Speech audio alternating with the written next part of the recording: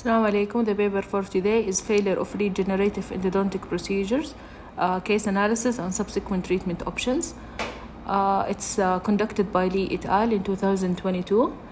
This study has two objectives. The first objective is to analyze the failed cases after regenerative endodontic procedures, and the second was to suggest treatment options to aid in clinical decision making.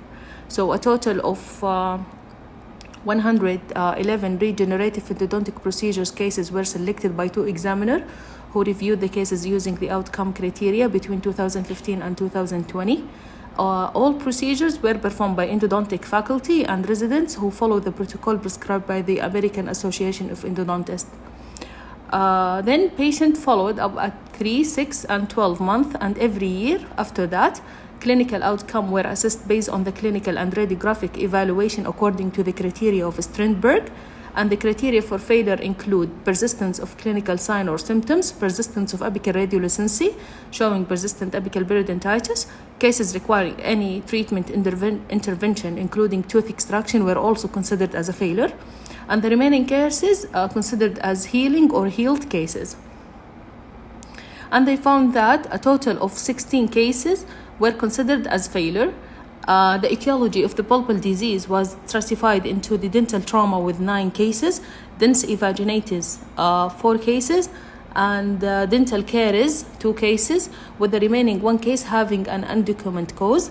The second is the primary reason for treatment failure were persistent infection 13 cases and root resorption in 3 cases. The identification time of failure varied, with 6 cases detected in less than 6 months and 10 cases later than 6 months after regenerative endodontic procedures, which show root development or intracanal changes such as calcification. So to obtain a successful outcome for failed regenerative endodontic procedure, several factors have to be considered: the treatability of the tooth, the accessibility to the canal, and the presence of an apical seat. We can see here in figure 6 showing strategic treatment options for failed regenerative endodontic procedure. So first, tooth extraction can be chosen when there is no possibility of saving the tooth. Considering the age of the patients, this should be the last option. Some failed regenerative endodontic procedures indicate root fracture, continuous root resorption, or replacement resorption, leading to infraposition of the tooth. Decoronation could be considered as an alternative to the tooth extraction, just to preserve the volume of the marginal alveolar ridge.